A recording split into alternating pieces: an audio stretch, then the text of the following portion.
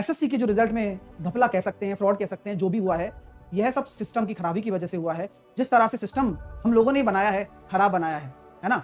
मुझे ये समझ में नहीं आता कि हम जब हमारे साथ अन्याय होता है तब तो हम बड़े उतावले हो जाते हैं, और जब हमारे सामने न्याय की स्थिति आती है, अब 2024 में जब चुनाव होगा ना, उस टाइम तुम सब वोट देके आ जाओगे।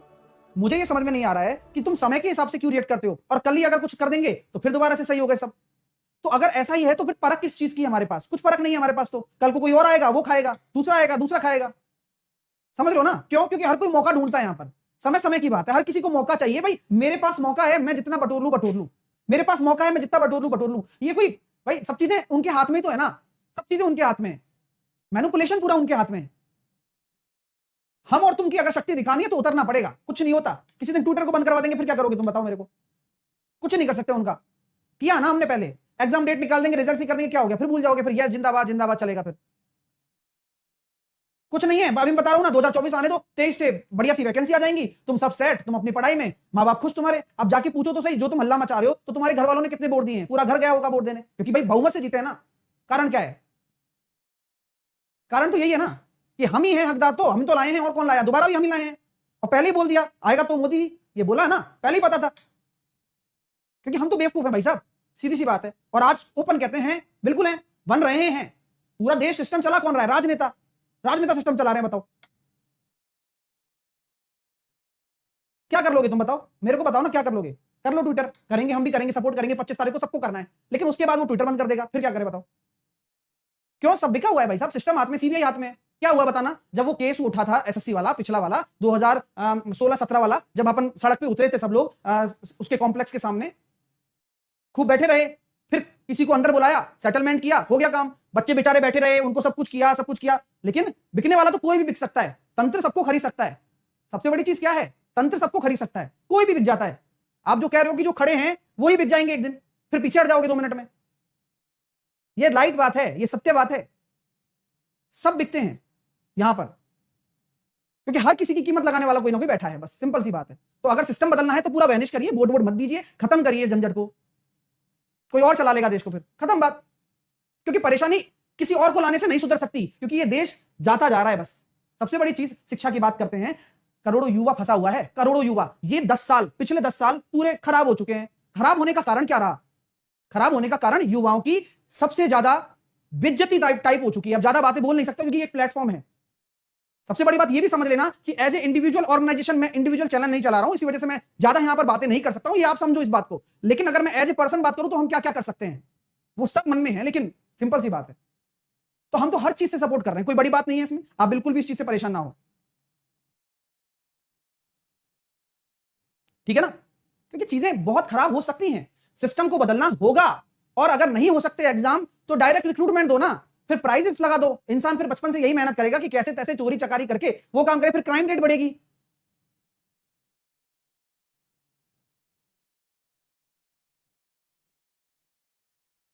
सब खत्म है और कुछ नहीं है, ठीक है ना? तो चीजें वही है कि बस समझना हमें ही है कि हमें ध्यान रखना है, हमें अब लालच में नहीं आना है।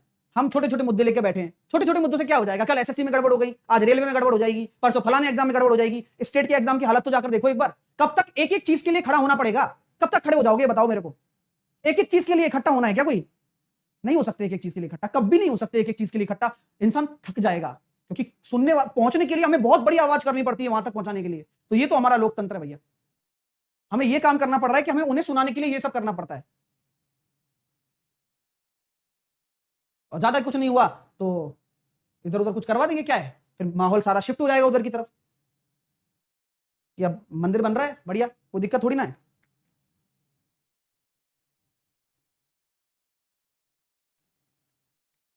अरे बात वो नहीं है, देखो मैं तो सिंपल सी बात है, अगर हम युवा हैं तो हम अपने स्तर पर सोचते हैं, हमारे फैमिली वाले अपने स्तर पर सोचते हैं।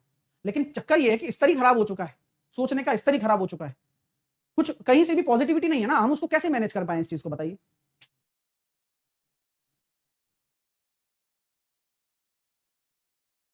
सब जगह हो रही है, एक एक इंडिविजुअली हम नहीं खड़े हो सकते चीजों पर। मतलब अगर हम चाहें कि हम इस एग्जाम के लिए खड़े हो जाएं, एक इस एग्जाम के लिए खड़े हो जाएं, तो हमें ओवरऑल खड़ा होना है। और ये जो कैंपेन है, ये बहुत बढ़िया कैंपेन है, मोदी रोजगार दो।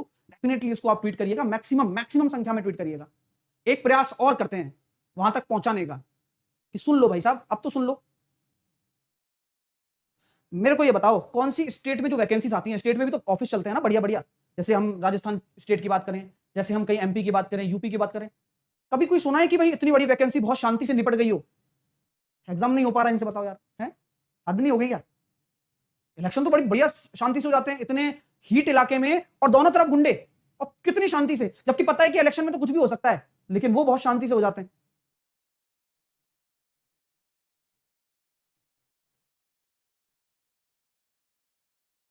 यही सबसे बड़ी बात है। अब मैंने बोला कि वो मंदिर बनाने वाला बात बोल दी तो बोले धर्म पर मत जाओ सर, यही तो सब हम लोगों की बेवकूफी है, हम धर्म के नाम पर लड़ रहे हैं, भिड़ रहे हैं, भविष्य का कोई नहीं सोचता है, कोई नहीं सोचता है। एक दिन जब चले जाओगे ना, उस दिन धर्म कुछ नहीं होता है भाई साहब, कोई मतलब नहीं है इन चीजों का।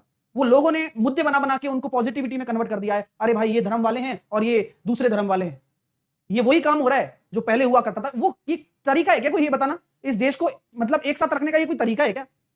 बिल्कुल भी तरीका नहीं है। ये बात बुरी लगेगी बहुत सारे लोगों को, अब इस बार मेरी बात बिल्कुल बुरी लग सकती है, और बिल्कुल सही बात भी है, लेकिन मैं इन सब चीजों में बिलीव नहीं करता हूं, पहली बात तो मैं आपको साफ साफ बता देता हूं, है ना?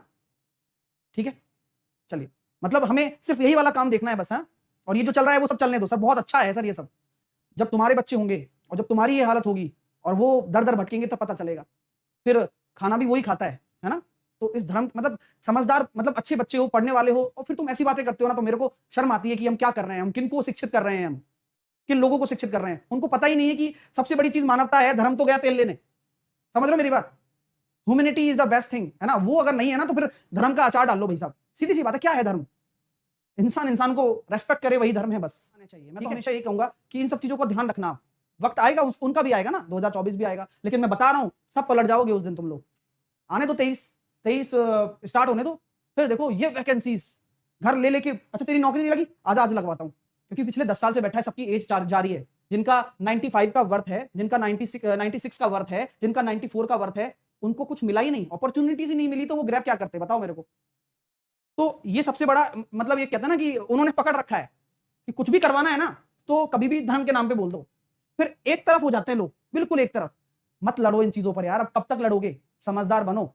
देश पिछले जब से आजाद हुआ है तब से इसी काम पे तो लगे पड़े हम लोग, इसी काम पे, मतलब बेफालतू का मुद्दा है, कोई मुद्दा ही नहीं है, लेकिन ये मुद्दा बनाया जाता है और इस मुद्दे पर हम सब बेवकूफ बनते हैं हर बार, और बनते आ रहे हैं। आपने कभी देखा है कि यहां दो ही काम किए जाते हैं इस देश में, जब खुद का पार ना पड़े, जैसे किसी की खुद की पार नहीं पड़ती, तो दूसरे को इतना नीचा दिखा दिया जाता है कि सामने वाले को लगता है कि यार इसको ऊपर उठाना तो बेकार है। लेकिन जिंदगी में याद रखना, लाइफ में मौका सब देखो, अब मैं ये भी कह सकता हूं कि आदमी देने जाए तो किसको देने जाए, इन्होंने अपॉर्चुनिटी और मतलब कहते हैं ना कि ऑप्शन ही खत्म कर दिया, डिक्टेटरशिप ला दी, तो चीज खराब है और इन चीजों पर ध्यान देना होगा इस देश के भविष्य को अगर बचाना है।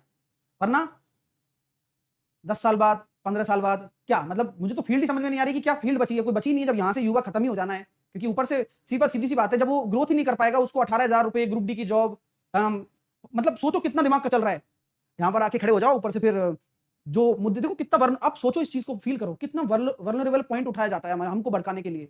आर्मी वाला, देशभक्ति वाला, तो उसमें इंसान बह जाता है, क्योंकि खिलाफ भी तो नहीं बोल सकता ना कोई, क्योंकि अगर बोले और मुद्दे को भटकाने की कोशिश करे तो उसकी मतलब उसी को मतलब लोग गाली गलौज सब उतर जाते हैं, फिर मर्यादा ही खत्म हो जाती है, इंसान की मर्यादा ही खो देते हैं। अगर कोई कोई मुद्दा, अगर जैसे मान लो कोई बहुत हॉट मुद्दा चल रहा है, उस हॉट मुद्दे के बावजूद भी आपसे ये बोल दिया कि भाई साहब देशभक्ति वाली बात बीच में ला देते हैं कभी कभार, तो वो ये मुद्दे होते हैं कि यार ध्यान भटकाओ ध्यान भटकाओ ध्यान भटकाओ, तो वो ध्यान भटक जाता है, फिर तो ध्यान भटक जाता है, फिर समझ रहे हो मेरी बात? तो सब चीज देखो कितनी सेट है ना,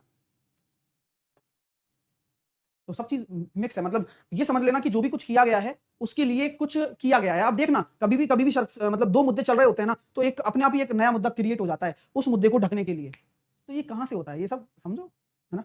सब चीजें सिस्टम है सब, और ये सिस्टम इसमें लगा पड़ा है।